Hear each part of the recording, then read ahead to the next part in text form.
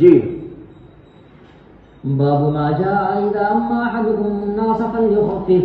وبه قال حدثنا قتيبة قال حدثنا المغيرة بن عبد الرحمن عن أبي الزناد عن الأعرج عن أبي هريرة رضي الله تعالى عنه أن النبي صلى الله عليه وسلم قال إذا أما أحدكم الناس فليخفف فإن فيهم الصغير والضعيف والمريض فإذا صلى وحده فليصلي كيف شاء. وفي الباب عن علي بن حاتم وأنس وجابر بن سمرة ومالك بن عبد الله وأبي واقد وعثمان بن أبي العاص وأبي مسعود وجابر بن عبد الله وابن عباس رضي الله تعالى عنهم أجمعين.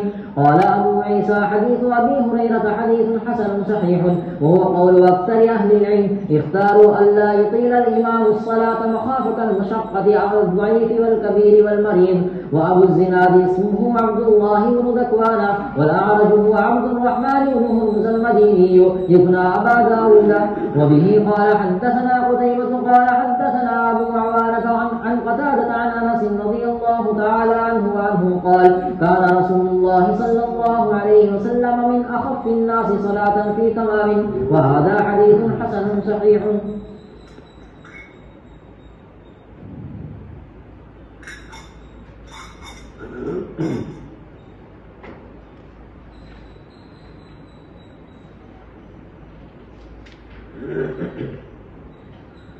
باب ما جاء اذا اما احدكم الناس فليخفف.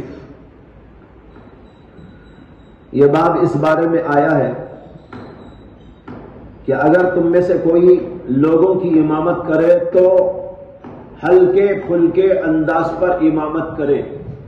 فلیخفف تخفیف کرے یعنی بہت لمبی چوڑی نماز نہ پڑھائے.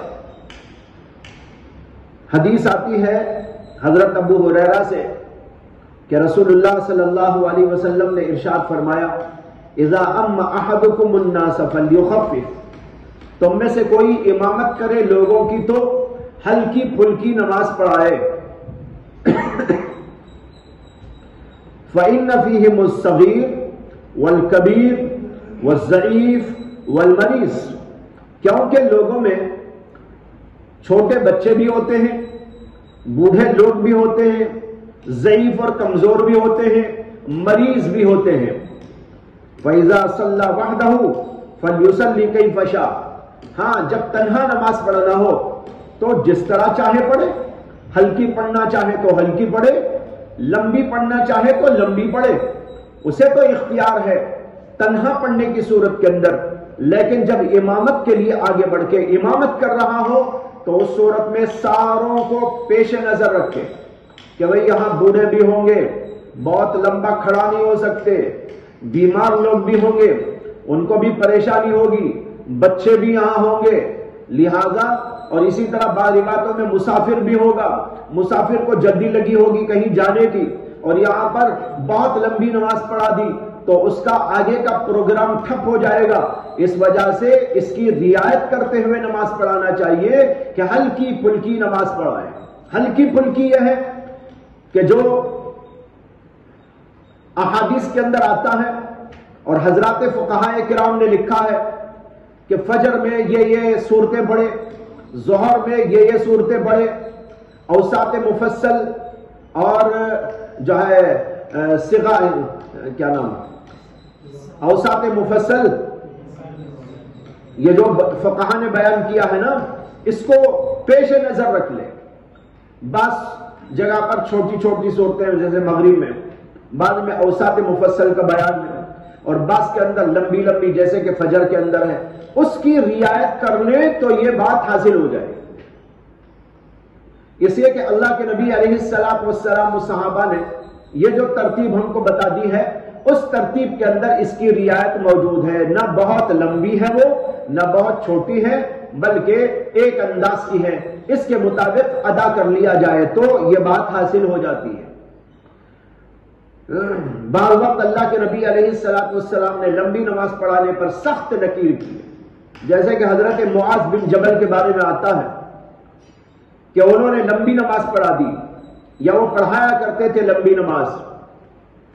حضور کے ساتھ عشاء کی نماز پڑھتے تھے اور پھر اپنی مسجد میں جا کر تاخیر سے نماز پڑھاتے تھے اور لمبی لمبی نماز پڑھاتے تھے۔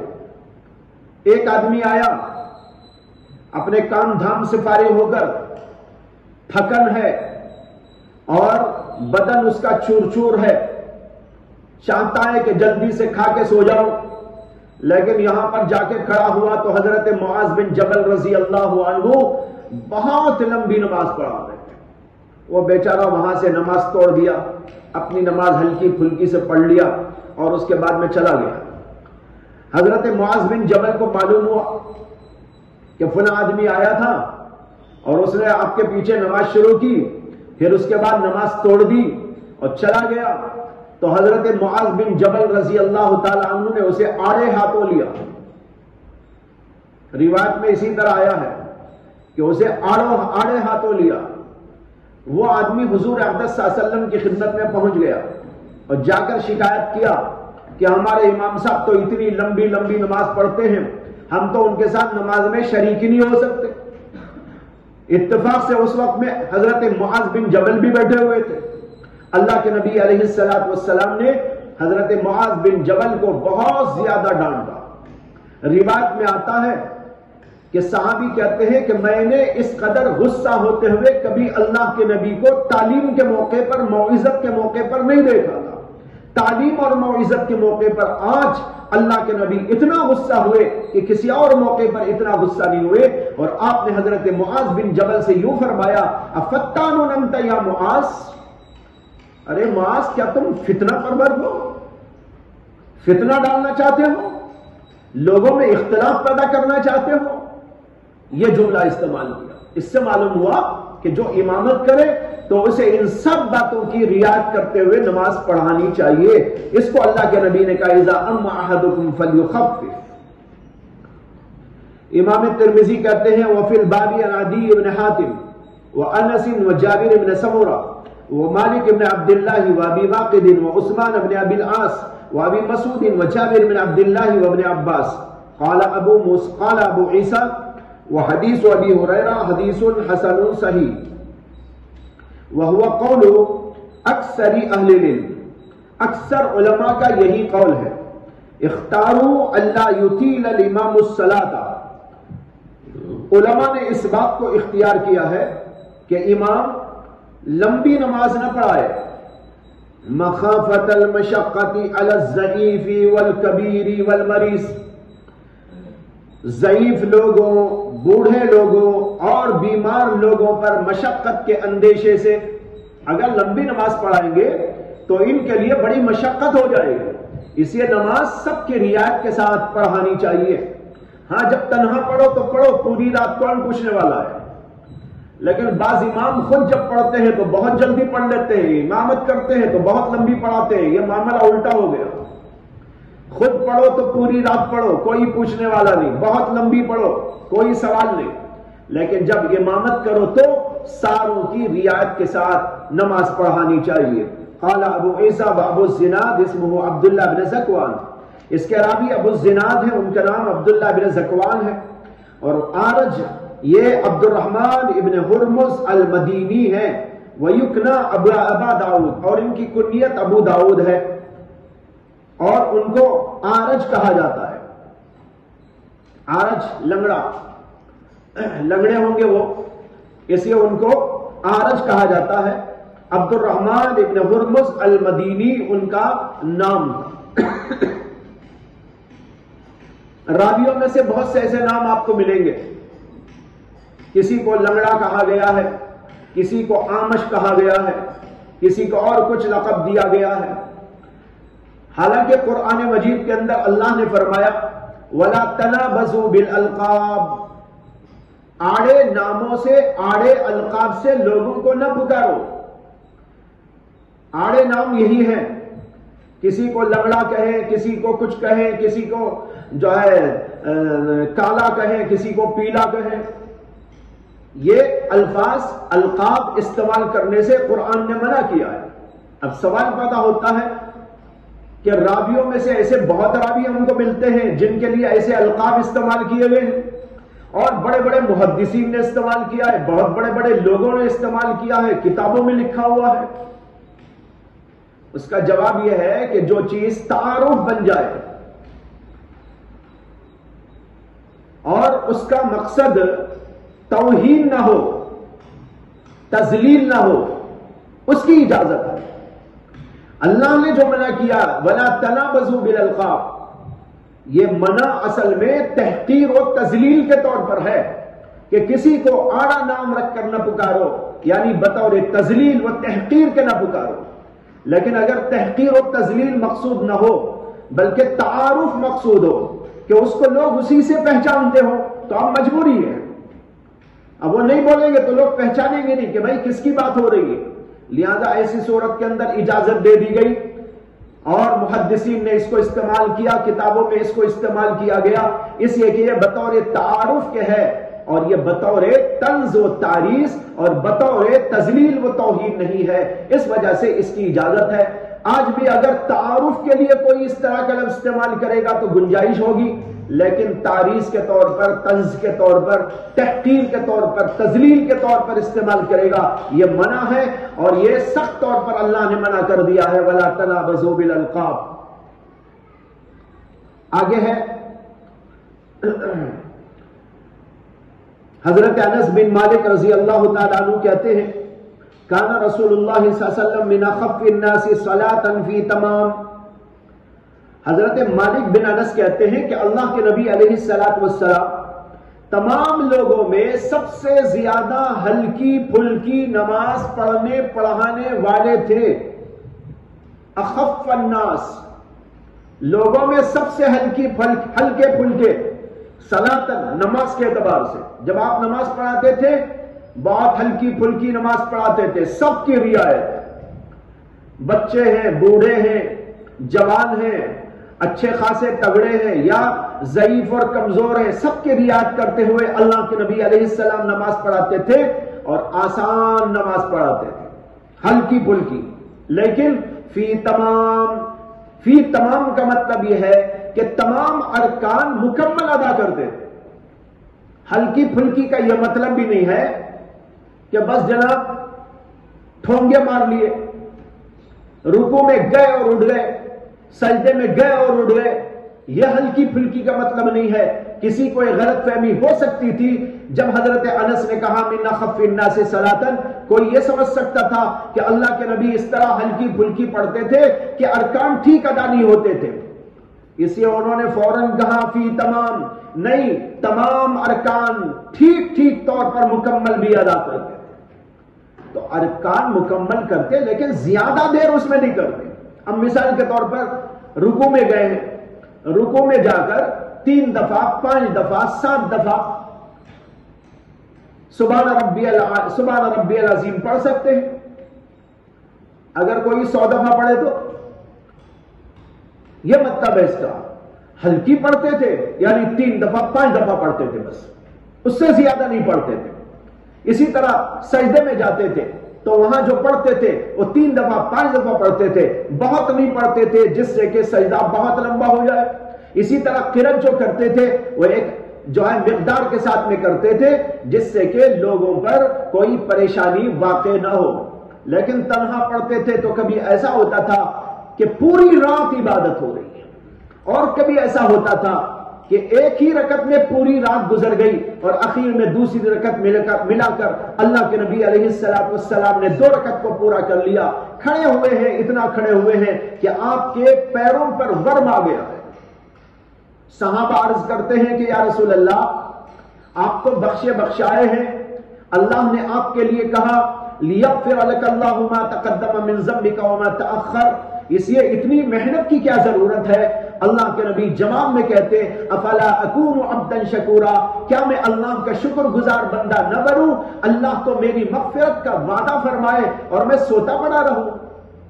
اللہ کے نبی پوری رات عبادت کرتے، کبھی آدھی رات عبادت کرتے، کبھی سوتے بھی، لیکن بہرحال عبادت لمبی چوڑی ادا کرتے تھے جس سے کہ پیروں پر ورم آ جاتا، سوجن پیدا ہو جاتی، لیکن اس کے باوجود اللہ کے نبی علیہ السلام پڑھتے رہتے تھے۔ یہ آپ کا معاملہ تنہائی میں تھا، اپنی نماز کے لیے تھا۔ ایک دفعہ آپ تشریف لائے، رات کا وقت تھا، ایک صحابی کہتے ہیں کہ میں حضرت عائشہ کی خدمت میں گیا، میں اور میرے چند ساتھی، اور حضرت عائشہ سے ہم نے سوال کیا کہ اللہ کے نبی علیہ السلام کی کوئی عجیب بات سنا دی، اللہ کے نبی علیہ السلام کی کوئی عجیب بات سنا دی تھی۔ حضرت عائشہ نے کہا اللہ کے نبی کی کون سی بات عجیب نہیں تھی؟ آپ کہہ رہے ہیں عجیب بات سناؤ، کون سی بات عجیب نہیں تھی؟ ہر بات عجیب ہی تھی۔ پھر انہوں نے کہا ایک رات کافی وقت ہونے کے بعد اللہ کے نبی علیہ السلام گھر تشریف لائے اور آ کر میرے بازو لیٹے، اور پھر کچھ ہی دیر کے بعد مجھ سے فرمایا کہ عائشہ مجھے چھوڑ۔ میں نے عرض کیا کہ یا رسول اللہ جو آپ کو پسند ہے وہ مجھے پسند، لیکن مجھے یہ بھی پسند ہے کہ آپ میرے پاس میں رہیں۔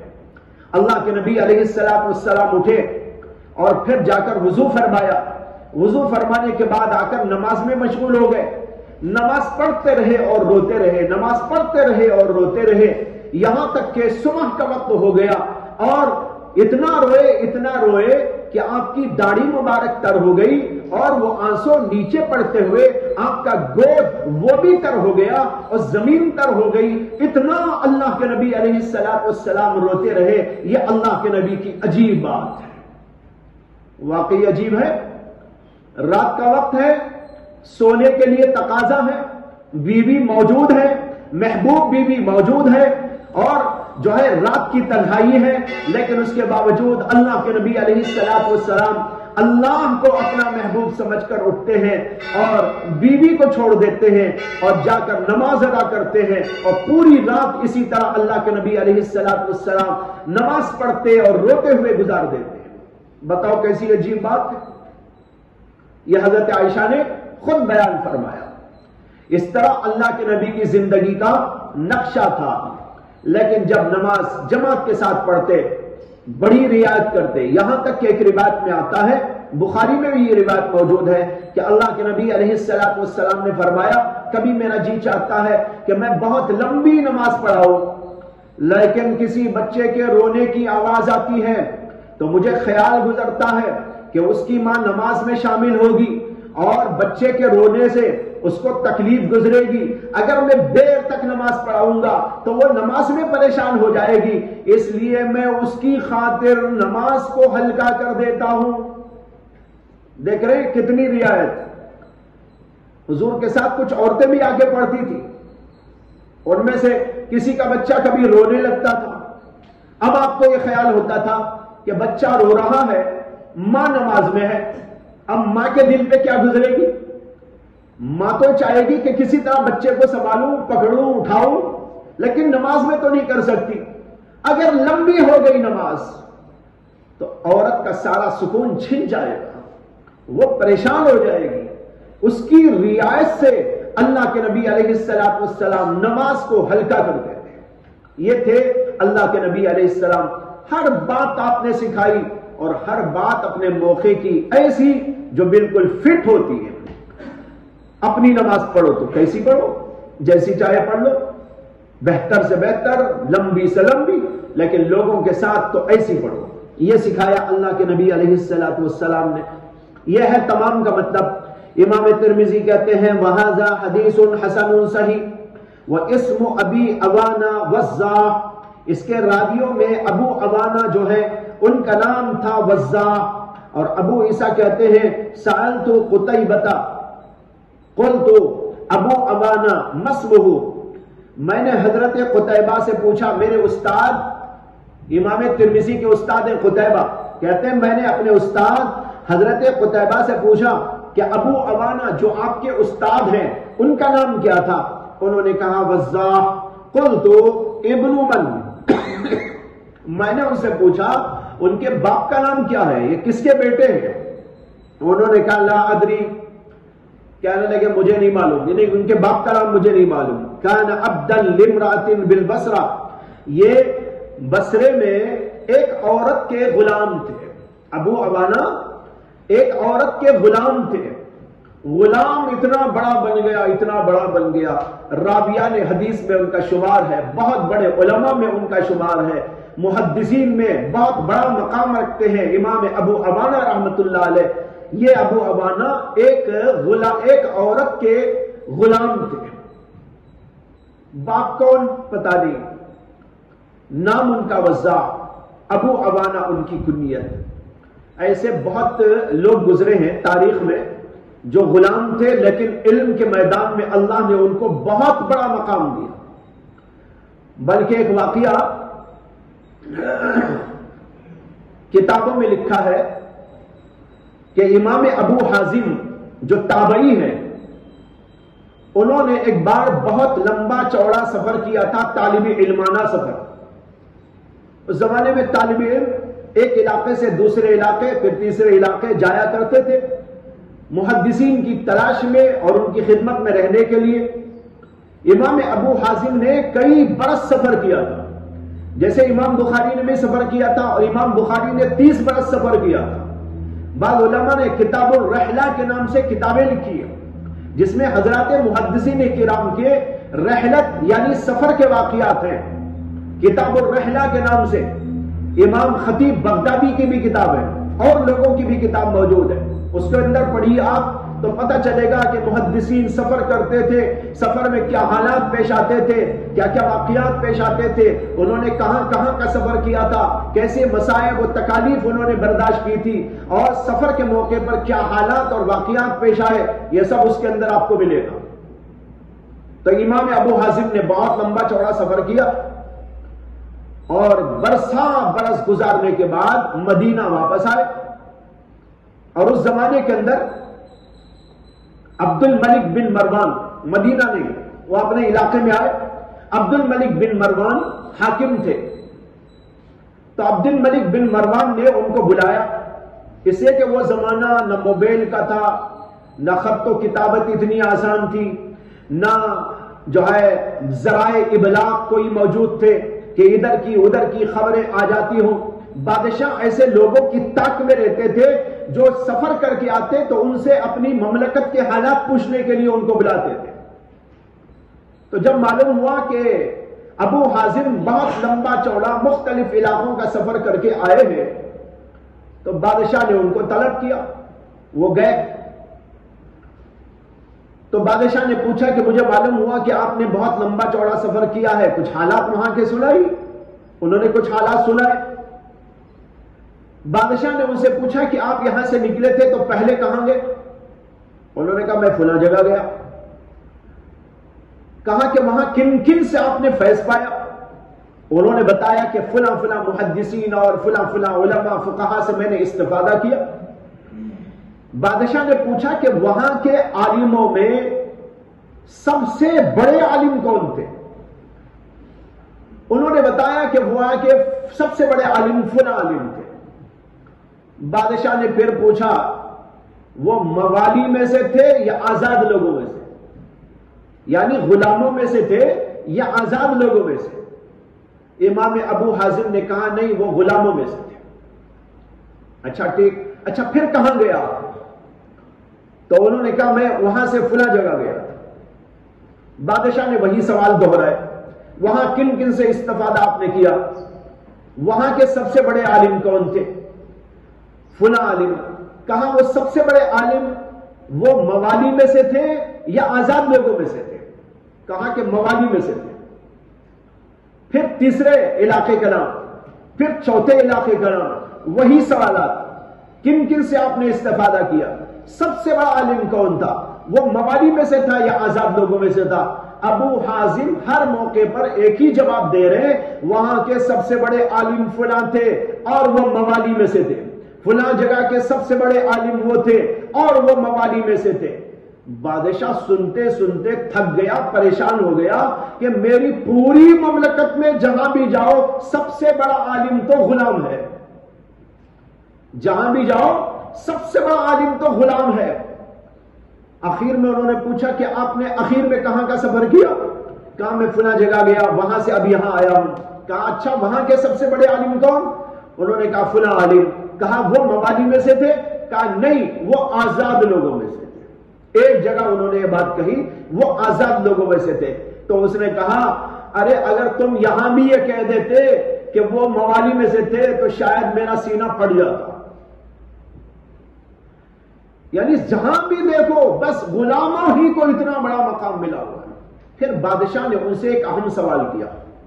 بادشاہ نے پوچھا کہ تمام جگہوں پر جہاں بھی آپ گئے سب جگہ غلام جو ہیں وہ سب سے بڑے عالم، ہر علاقے میں، مصر میں جاؤ، شام میں جاؤ، یمن میں جاؤ، کوفہ میں جاؤ، بغداد میں جاؤ، جہاں بھی آپ گئے سب سے بڑا عالم تو وہاں کا غلاموں میں سے تھا.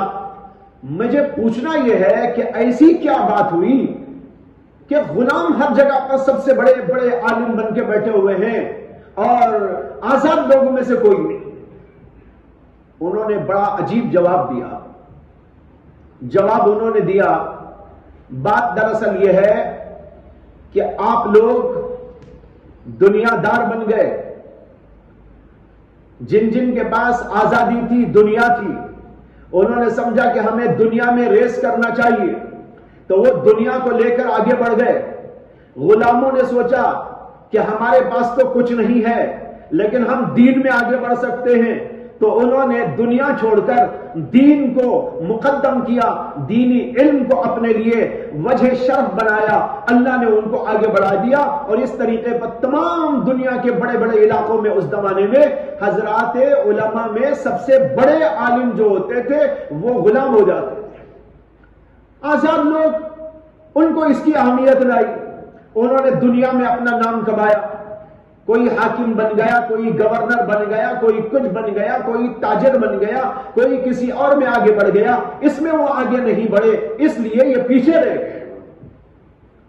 میں یہ واقعہ کبھی کبھی مدارس کے جلسوں میں لوگوں کو سناتا ہوں اور اس سے ایک نتیجہ نکال کے بتاتا ہوں.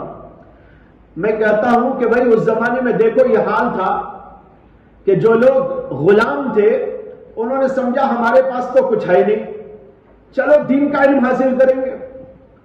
تو انہوں نے دین کا علم حاصل کیا، اللہ نے ان کو مقام دے دیا. جو لوگ آزاد تھے انہوں نے سمجھا کہ ہمارے پاس یہ ہے، دنیا ہے، مال ہے، جائیداد ہے، سونا ہے، چاندی ہے، بلڈنگیں ہیں. انہوں نے دنیا ہی کمانا شروع کر دیا تو وہ دنیا میں آگے بڑھ گئے. اسی طریقے پر آج بھی ہم یہ دیکھتے ہیں کہ جو دنیا دار طبقہ ہے، مالدار طبقہ ہے، وہ مدارس کی طرف آنا نہیں چاہتا، وہ حافظ قرآن بننا نہیں چاہتا، وہ عالم دین بننا نہیں چاہتا، وہ محدث اور فقیہ بننا نہیں چاہتا، وہ مفتی بننا نہیں چاہتا. اور یہاں پر آنے والے وہ ہوتے ہیں جو یہ سمجھتے ہیں کہ بھئی ہمارے پاس مال نہیں ہے، دولت نہیں ہے، بلڈنگ نہیں ہے، کچھ نہیں ہے، اس لیے چلو مدرسے پہ چلے جائیں. اب مدرسے میں وہ آتے ہیں، وہ پڑھتے ہیں، وہ عالم و فاضل بنتے ہیں. آج بھی دنیا میں وہی صورت ہے جو اس زمانے میں تھی. دنیا والوں نے دین کی طرف توجہ نہ دی، علم دین کی طرف توجہ نہ دی. آج بھی یہی صورت ہے کہ مالدار لوگ دین کی طرف متوجہ نہیں، مدارس کی طرف متوجہ نہیں، علم دین کی طرف متوجہ نہیں. یہاں بھی آنے والے بیشتر لوگ وہ ہوتے ہیں مدارس میں جو یہ سمجھتے ہیں کہ ہم دنیا نہیں کما سکتے، ہم دنیا میں آگے نہیں بڑھ سکتے، ہمارے پاس مال نہیں ہے، لہذا چلو مدرسے کو. یہ صورتحال اس زمانے میں بھی تھی، آج کے دور میں بھی ہے. اگر یہ مالدار لوگ دین کی طرف توجہ دیں تو دین کے اعتبار سے بھی ان کو مقام مل سکتا ہے، لیکن ان کی توجہ ادھر نہیں ہوتی، اس لیے اللہ نے ان کو دنیا ہی کا بنا کے رکھ دیا ہے. اس پر اللہ کا شکر ادا کرو کہ اللہ نے ہمیں مال نہ دے کر، دنیا نہ دے کر دین کی طرف توجہ عطا کر دی، علم دین کی طرف متوجہ کر دیا، اور ہم لوگ مدارس کو آ گئے، پڑھنے پڑھانے میں لگ گئے، اور اللہ نے اس کے ذریعے سے ہمیں اپنے دین کو سنبھالنے اور اپنے آپ کو کچھ بنانے کی توفیق دے دی. یہ محض اللہ کا رحم ہے، کرم ہے، فضل ہے، احسان ہے. اگر مال ہم کو بھی دے دیا جاتا تو ہمارا بھی دماغ خراب ہو جاتا اور ہم بھی دنیا داروں کی طرح دنیا کے پیچھے پڑ جاتے اور دین سے محروم ہو جاتے، علم دین سے محروم ہو جاتے. لیکن یہ اللہ کا شکر ہے کہ مال نہ دے کر یہاں کھینچ کر آیا ہے. سمجھ میں آئی نا بات؟ اس کے اوپر بھی اللہ کا شکر ادا کرنا چاہیے. ہاں کچھ لوگ ہوتے ہیں، یہ نہیں کہ کوئی بھی ایسا نہیں ہوتا جو مالدار ہونے کے بعد ادھر نہیں آتا ہے، لیکن میں عمومی بات بول رہا ہوں. ایک ہوتی ہے عمومی بات اور عمومی فضا، اس کا تذکرہ کر رہا ہوں. باقی اکا دکا کہیں سے نادر الوقوع کوئی واقعہ پیش آ گیا ہو کہ بڑے مالدار لوگوں نے بھی ادھر توجہ دے دی اور یہاں حاصل کر لیا، ہیں ایسے واقعات ہمارے مدرسے میں بھی ایسے ماشاءاللہ ہیں، لیکن کم ہیں. بتانا یہ چاہتا ہوں کہ کم ہیں. زیادہ تر وہ لوگ آتے ہیں جو یہ سمجھتے ہیں کہ ہمارے پاس مال نہیں ہے تو جانا چاہیے، لیکن اس میں ایک اصلاح کی ضرورت ہے، ایک بات کی اصلاح کی ضرورت. جو لوگ آتے ہیں ان میں بیشتر لوگ ایسے ہوتے ہیں جن کی نیت میں خرابی ہوتی ہے. ابھی 2-3 دن پہلے بھی، بلکہ شاید کل ہی، ایک صاحب بچے کو داخل کرانے لائے تھے. میں نے ان سے پوچھا کہ بچہ کیا پڑھتا تھا پہلے؟ کہا کہ اسکول میں پڑھتا تھا. میں نے کہا کہ اس کو کیوں نکال دیا اسکول سے؟ تو انہوں نے کہا کہ جو ہے اس کے باپ اس کے نہیں ہے، میں اس کا ماموں ہوں، یا کچھ اور رشتہ بتایا، اور جو ہے گھر میں 4-5 افراد ہیں، اس لیے اس کو نکال دیا ہے کہ مدرسے میں چھوڑ دیں گے. میں نے کہا بھائی کیا بول رہے آپ؟ یعنی گھر میں افراد زیادہ ہو گئے ہیں، کھانا پانی کا نظام چل نہیں سکتا، اس وجہ سے گھر سے لا کر مدرسے میں ڈال رہے ہیں. یعنی اس کے خود الفاظ یہ وہ بول رہے 4-5 آدمی ہیں، ان کے باپ کا انتقال ہو گیا ہے اس لیے بچے کو ڈال رہے. یہ کیا مانا ہوا؟ اس کا مطلب یہ ہے کہ اگر باپ کا انتقال نہ ہوا ہوتا اور وہ اپنے بچوں کی کفالت کرتا رہتا تو پھر وہ اس کو مدرسے میں کبھی نہ لاتے. یہ مطلب نکلا نا صاف طور پر. تو اسی سے خود پتہ چل رہا ہے کہ نیت میں کتنا فتور ہے. یہ نیت ہونی چاہیے کہ ہم اپنے بچے کو عالم بنائیں گے، فاضل بنائیں گے، حافظ بنائیں گے، دین کا رہبر بنائیں گے. مال ہو تو بھی بنائیں گے، نہیں ہو تو بھی بنائیں گے، باپ ہو تو بھی بنائیں گے، نہیں ہو تو بھی بنائیں گے. یہ نیت کر کے بچوں کو لانا چاہیے. لیکن اس کے بجائے یہ نیت، میں نے ان کو ٹوکا اور کہا کہ اپنی نیت بدلو. ٹھیک ہے تم لائے ہیں، خوشی کی بات، لیکن اس نیت سے جو تم لائے ہیں یہ بات تمہاری غلط ہے، تم کو اپنی اصلاح کرنی چاہیے. تو اسی طرح بعض بچوں کو لے کے آتے ہیں اور کہتے ہیں کہ اسے اسکول میں پڑھاتے تھے، اب یہاں داخل کرنا چاہتے ہیں. تو میں پوچھتا ہوں کہ کیوں اسکول کیوں نہیں پڑھانا چاہتے؟ نہیں وہاں فیل ہو جا رہے ہیں، پڑھتا نہیں ہے. تو میں کہتا ہوں کہ جو وہاں فیل ہو گیا، نہیں پڑھ پایا، یہاں کیا پڑھے گا؟ موٹی سی بات. اسکول کی تعلیم تو آسان تعلیم ہے. یہ قرآن و حدیث کا جو علم ہے وہ اس سے زیادہ عقل چاہتا ہے، زیادہ محنت چاہتا ہے، زیادہ توجہ کا طالب ہوتا ہے. لیکن لوگ الٹا سمجھ رہے ہیں اور سمجھ رہے ہیں کہ بس وہ نہیں پڑھتا تو بس اس میں ڈال دیں گے. بہت سال پہلے کی بات ہے کہ ایک نوجوان ایک بچے کو لے کے میرے پاس آیا، تب مدرسہ وہاں تھا شہر میں. آ کر کہنے لگا کہ ہماری والدہ پوچھ رہی ہے کہ اس بچے کا مدرسے میں داخلہ ہو سکتا ہے کہ نہیں. میں نے کہا نہیں ہونے کا کیا مطلب، مدرسہ تو رکھا ہی ہے داخل کرنے کے لیے، لائیے چلو داخلہ کر لیتے ہیں. تو کہنے لگا کہ نہیں ابھی نہیں داخل کرنا ہے. بات یہ ہے کہ یہ 7ویں کلاس پڑھ رہا تھا، 2 سال فیل ہو گیا، اب 3رے سال امتحان دیا ہوا ہے. ہماری والدہ یہ پوچھ رہی ہے کہ اگر اس سال بھی فیل ہو گیا تو اسے مدرسے میں ڈال سکتے ہیں یا نہیں، یہ پوچھنا ہے. یعنی اس سال بھی اگر فیل ہو گیا تو، فیل نہیں ہوا تو نہیں، فیل نہیں ہوا تو ادھر، فیل ہو گیا تو ادھر. ارے عجیب قسمت ہے مدرسوں کی بھی. فیل نہیں ہوا تو ادھر ڈالیں گے، فیل ہو گیا تو یہاں بھیج دیں گے. مجھے بہت غصہ آیا. میں نے اسے کہا کہ بھائی ایسی نیت نہیں کرنا چاہیے، ایسا انداز تمہارا نہیں ہونا چاہیے. دین کے بارے میں تمہارا یہ انداز قیامت کے دن کیا جواب دیں گے؟ تمہاری والدہ کو بھی سمجھاؤ. بچے کو پڑھانے کی نیت ہے، پڑھانے کے لیے لاؤ، یہ الگ بات ہے. لیکن یہ نیت کرنا کہ بچہ فیل نہیں ہوا تو ادھر اور فیل ہو گیا تو ادھر، یہ بات تمہاری اچھی نہیں. یہ ہے صورتحال.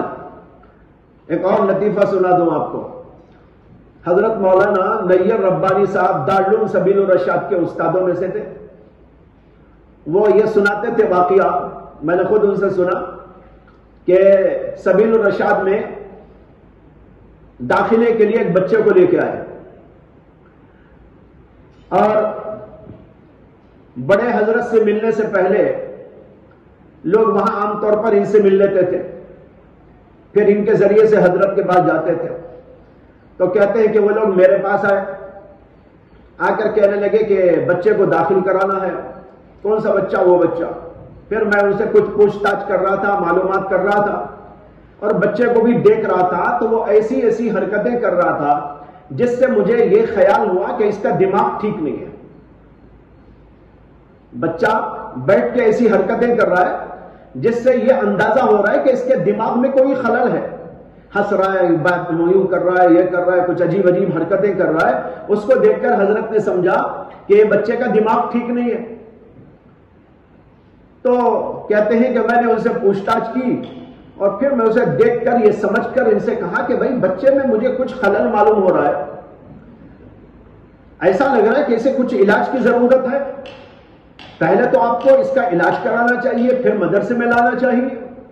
تو انہوں نے کہا نہیں حضرت، ہمیں تمام ہاسپٹلوں کو سب کو جا کے آ گئے، تمام ہاسپٹلوں کو، ڈاکٹروں کو سب دیکھ کے آ گئے ہیں، اب آخری یہاں علاج ہے اس کا۔ اب بتاؤ کہ کیا کہیں لوگوں کو۔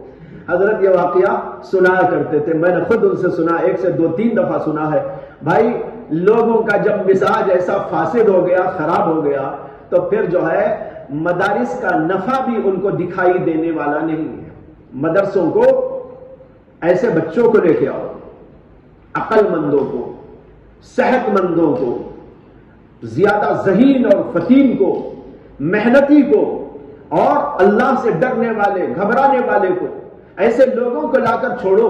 حضرت حکیم الامت مولانا اشرف علی تھانوی نور اللہ مرقدہ فرمایا کرتے تھے کہ اگر لوگ ایسے بچوں کو ہمیں دیں تو ہم مدارس کے اندر آج بھی رازی و غزالی پیدا کر کے دکھائیں گے، آج بھی رازی و غزالی کو پیدا کر کے دکھائیں گے، ہم آج بھی کر سکتے ہیں۔ حضرت کہتے تھے نبوت کا دروازہ تو بند ہوا ہے، نہ ولایت کا دروازہ بند ہوا، نہ علم کا دروازہ بند ہوا، علم بھی آج جاری ہے اللہ کی طرف سے، ولایت کا دروازہ بھی کھلا ہوا ہے، لیکن لینے والا نہ ہو تو کیا ہوگا۔ بہرحال یہ غلام پہ بات یاد آ گئی تھی کہ انہوں نے کہا ابن من ابو عوانہ کس کے بیٹے ہیں؟ تو ان کے استاد قتیبہ نے کہا میں نہیں جانتا، اتنا جانتا ہوں کان عبدا لامرأۃ بالبصرہ کہ بصرے میں ایک عورت کے یہ غلام تھے۔ وآخر دعوانا الحمدللہ۔